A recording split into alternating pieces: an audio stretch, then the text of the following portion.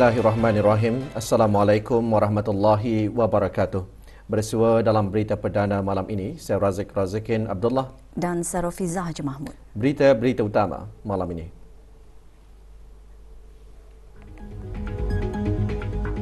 Pelaksanaan projek Maritime Single Window dijangka dapat meningkatkan pengurusan kargo serta mengukuhkan sektor maritim negara.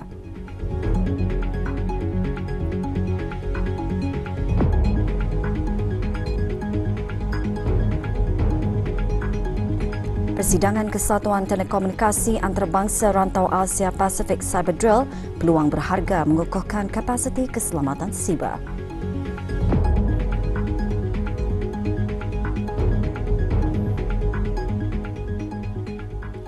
Sempena ulang tahunnya ke-50 syarikat penerbangan diraja Brunei RB semalam mengadakan majlis doa kesyukuran.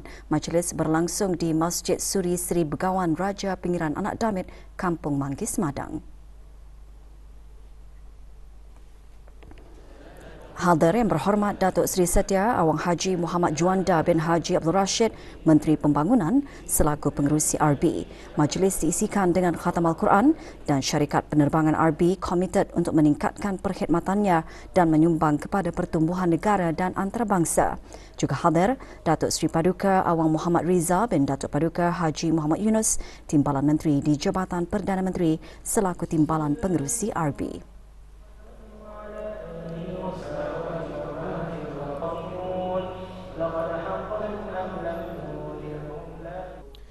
Seratus 110 graduan Kolej Antarabangsa Micronet menerima sijil masing-masing dalam majlis tamat pengajian.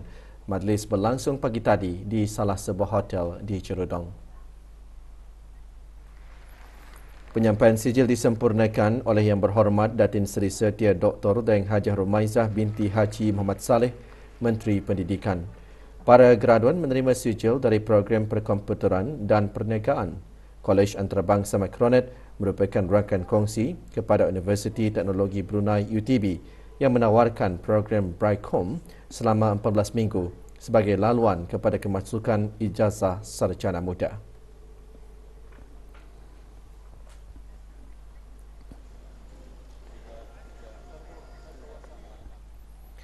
Negara Brunei Darussalam mencatatkan peningkatan stabil dalam jumlah kapal yang masuk dan keluar dari negara ini tahun lalu, yang menunjukkan industri pengangkutan khususnya perkapalan menerima manfaat daripada pembangunan industri hiliran dan aktiviti pengeluaran berorientasikan ekspor. Menteri Pengangkutan dan Infokomunikasi selaku pengerusi pihak berkuasa maritim dan pelabuhan negara Brunei Darussalam MPABD menyatakan perkara tersebut pada majlis perasmian Minggu Maritim Negara Brunei Darussalam. Menurut Yang Berhormat Pengiran Datuk Seri Setia Syamhari bin Pengiran Datuk Paduka Haji Mustafa, selaras dengan keperluan untuk menambah baik operasi pelabuhan dan maritim serta penggunaan teknologi, MPABD melaksanakan projek Maritime Single Window yang dijangka dapat meningkatkan pengurusan kargo serta mengukuhkan keberkesanan, kemampanan dan daya saing sektor maritim negara. Dari aspek keselamatan pula, Yang Berhormat mengambil maklum bahawa MPABD telah menubuhkan Pusat Tindak Balas Kecemasan Maritim MERC. This represents a major step forward in enhancing our capabilities for safe and efficient maritime operations. The MERC will play a critical role in safeguarding Brunei's water, equipped with advanced technology, trained personnel, and a framework of collaboration among stakeholders to ensure we are all prepared for any emergencies at sea. Dengan tema Inovasi Teknologi dan Pembangunan Maritim Mampan, Minggu Maritim Negara Brunei Darussalam selaras dengan tema Hari Maritim Sedunia tahun ini, Navigasi Masa Depan, Keselamatan diutamakan. Acara yang berlangsung di Dewan Banquet Bridex Jurudong itu antaranya menampilkan 35 peserta pameran yang mempamerkan perkembangan dan inovasi terkini dalam industri maritim.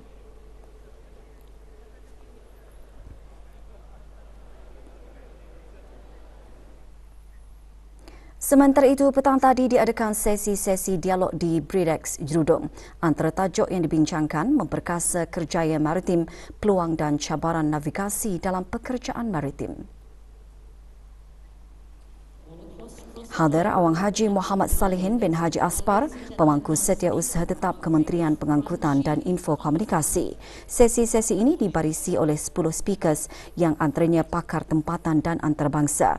Minggu Maritim dibukakan bagi kunjungan orang ramai sehingga 21 November di Dewan 1 Bridex. Maklumat lanjut layari laman sesawang rasmi www.mpabd.gov.pn.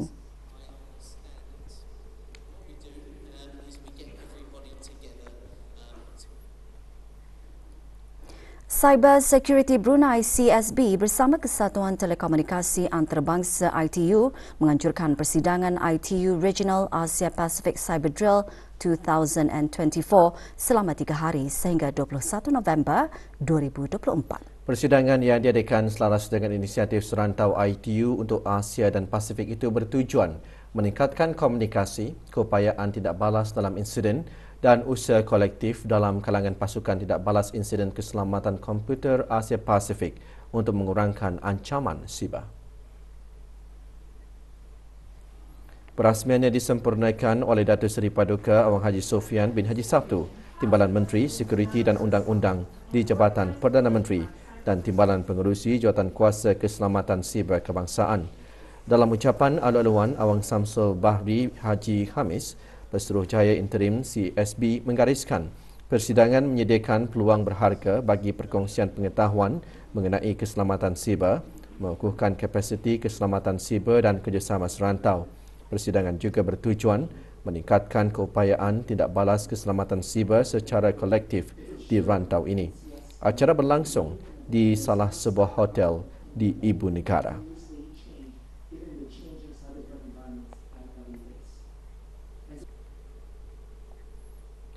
Lebih 40 buah lukisan karya artis Jepun dipamerkan dalam pameran Variation and Autonomy yang berlangsung di Galeri Seni Hub Tenaga Brunei. Ikuti bahan beritanya selepas ini.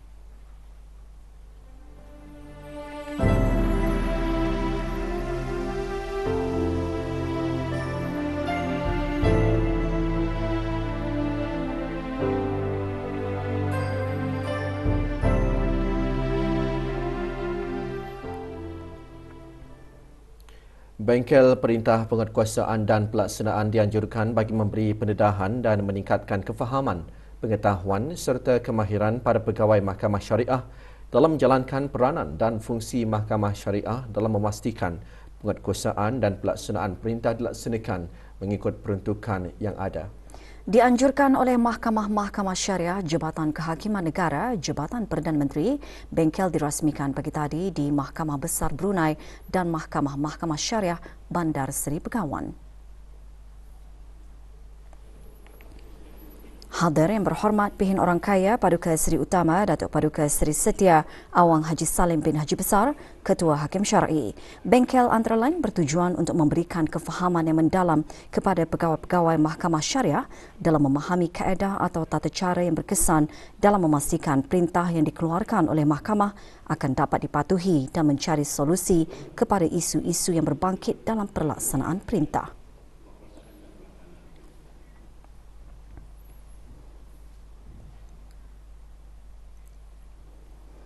Kedutaan Jepun di negara Brunei Darussalam dengan kerjasama Jabatan Museum Kementerian Kebudayaan Belia dan Sukan menganjurkan pameran Variation and Autonomy.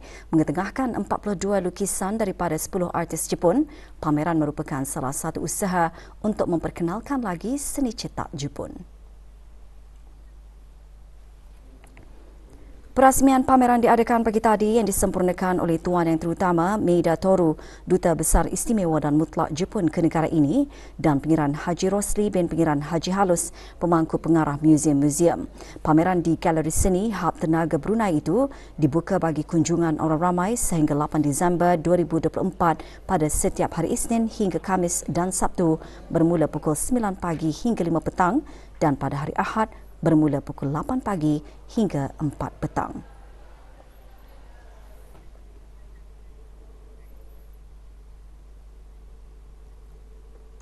Kementerian Pendidikan melalui Jabatan Pendidikan Khas pagi tadi mengadakan majlis penyampaian hadiah bagi pertandingan memasak kali keempat dan penyampaian anugerah program Bootcamp kali keempat bagi sekolah-sekolah menengah dan maktab-maktab kerajaan senegara.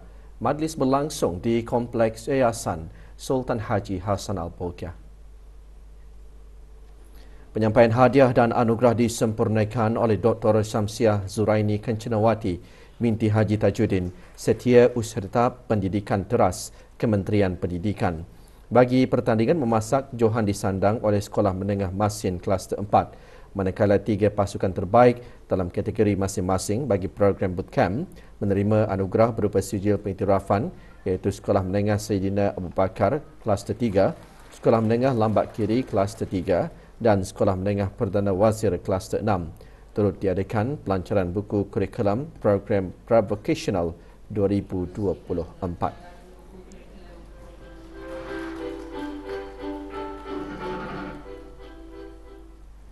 Sekolah Menengah Arab Laki-Laki Hassan Al-Bolkiah pagi tadi mengadakan hari terbuka sebagai wadah perkongsian maklumat bagi para pelajar Persekolahan Arab dan Institut Tahfiz Al-Quran Sultan Haji Hassan Al-Bolkiah yang berminat untuk meneruskan pembelajaran ke sekolah berkenaan. Perasmian hari terbuka disempurnakan oleh Awang Misli bin Haji Abdul Karim, Pemangku Timbalan Setiausaha Tetap Pentadbiran dan Kewangan Kementerian Hal Ehwal Ugama. Penganjurannya juga bertujuan berkongsi maklumat mengenai jurusan-jurusan yang ditawarkan di sekolah berkenaan serta kemudahan beasiswa yang ditawarkan kepada para pelajar.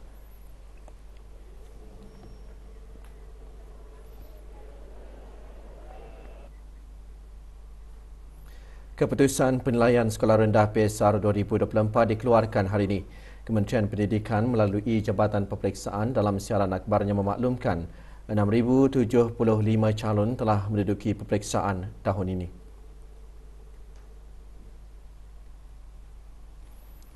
Daripada jumlah tersebut, 4,960 calon berjaya memperoleh grade A hingga D dalam kelima-lima mata pelajaran.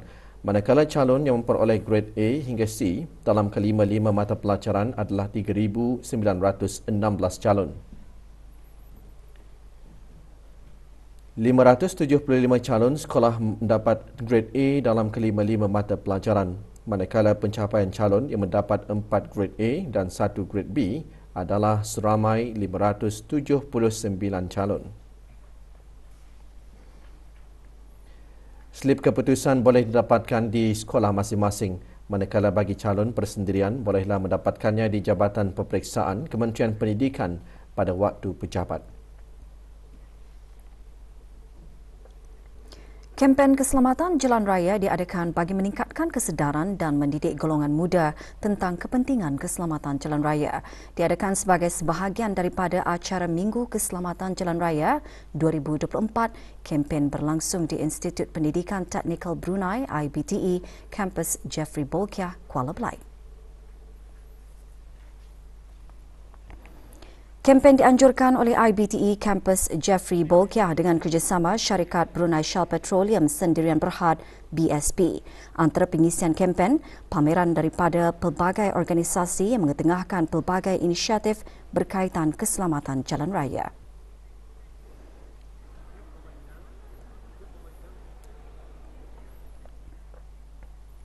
Institut Tahfiz Al-Quran Sultan Haji Hassan Al-Bolkiah pagi tadi menganjurkan majlis penghargaan pelajar. Majlis berlangsung di Musala Institut berkenaan. Hadir Awang Haji Muhammad Yusri bin Haji Wasafillah, Ketua Bahagian Perhubungan Kerajaan dan Projek-Projek Khas Bank Islam Brunei Darussalam yang juga selaku Ahli Jurutankuasa Akademik dan Peperiksaan Institut berkenaan. Majlis antara lain bertujuan memberi penghargaan dan memberi pengiktirafan kepada siswa-siswi atas pencapaian akademik dan kurikulum yang cemerlang sepanjang tahun.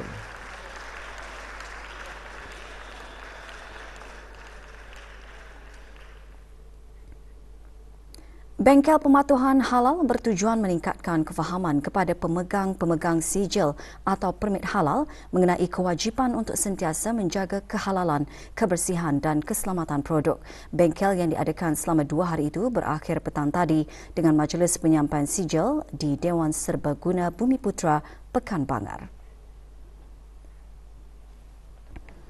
Bengkel dikendalikan oleh bahagian kawalan makanan halal. Dengan adanya bengkel tersebut, ia bermanfaat kepada penyedia makanan dan restoran terutama dalam pengendalian dan penghasilan produk makanan. Pandangan bengkel dua hari ini adalah kebaikan untuk keseluruhan pengusaha-pengusaha peniaga-peniaga restoran. Kami dapat belajar macam mana cara-cara untuk melakukan memproses untuk sijil halal yang sebenar-benarnya dan daripada unit-unit lain juga daripada bahagian agri makanan. Jabatan Perancangan Ekonomi dan Statistik melalui Jabatan Hal Ehwal Pengguna bersama Unit Sukatan dan Timbangan SDT, Bahagian Industri dan Ekosistem Perniagaan Kementerian Kewangan dan Ekonomi menjalankan operasi bersepadu ke atas premis-premis perniagaan di daerah Blyth baru-baru ini. Operasi tertumpu di kawasan Lumut dan Sungai Liang. Satu notis amaran dikeluarkan kepada sebuah premis perniagaan atas kegagalan mempamerkan tanda harga bagi sebahagian barangan yang dijual dalam premis tersebut. Sementara itu, pemeriksaan premis-premis perniagaan yang lain didapati patuh terhadap Akta Kawalan Harga Penggal 142. Manakala 7 unit alat sukat dan timbang digunakan bagi tujuan perdagangan, satu unit alat timbangan milik syarikat Hoop Hing and Son Company didapati gagal mematuhi Akta Sukatan dan Timbangan 1983 Penggal 151 iaitu menggunakan alat sukat dan timbang mansuh tempoh kebenaran pendaftaran yang dibenarkan. Notis penyitaan dikeluarkan kepada pihak syarikat dan alat tersebut disita.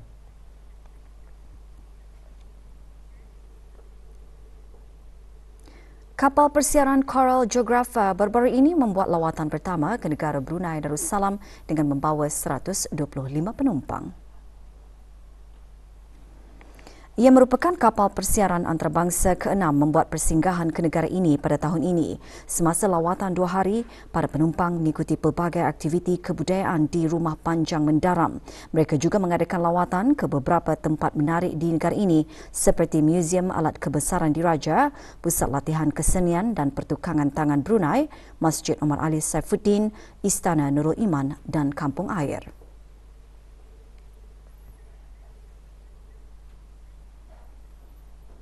Sempena sambutan Minggu Kesedaran Rintangan Antimikrob MR Sedunia 2024, Jambatan Pejalan Kaki, Jambatan Sultan Haji Omar Ali Saifuddin dan Jambatan Raja Isteri Pengiran Anak Hajah Salehah semalam dinyalakan dengan lampu berwarna biru.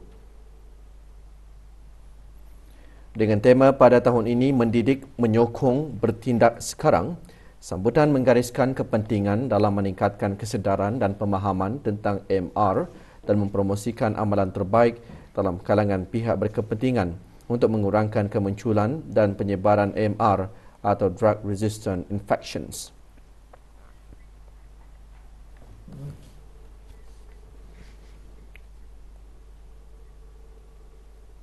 Kejohanan Futsal Liga Elit Brunei diteruskan lagi semalam dengan satu perlawanan menyaksikan pertemuan antara Shah United dan Majlis Sukan Angkatan Bersenjata Diraja Brunei MSABDB.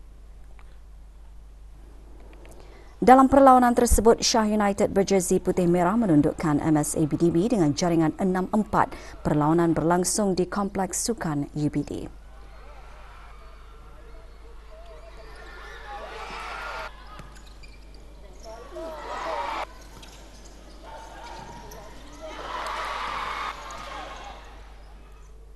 Beralih ke sukan sepak takraw. Pasukan Tutong dinobatkan sebagai juara dalam kejohanan sepak takraw terbuka Liga Super Type bagi musim 2024. Perlawanan akhir berlangsung semalam di Kompleks Sukan Sungai Kebun. Dalam aksi saingan peringkat kumpulan yang diadakan secara liga itu menyaksikan pasukan Tutong berjaya mengumpul 420 mata secara keseluruhan dengan mengalahkan 4 pasukan lain. Sementara itu, pasukan Brunei dan Muara menduduki tempat kedua dengan mengutip 390 mata. Diikuti Majlis Sukan Angkatan Bersenjata Diraja Brunei mengumpul 270 mata.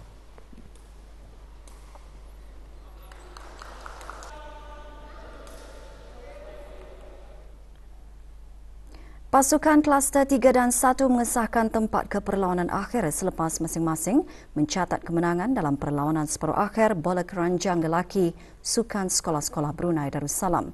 Perlawanan berlangsung semalam di gelanggang bola keranjang Batu Bersurat Gadung. Perlawanan suku akhir pertama menyaksikan kluster 3 menewaskan kluster 6 77-52.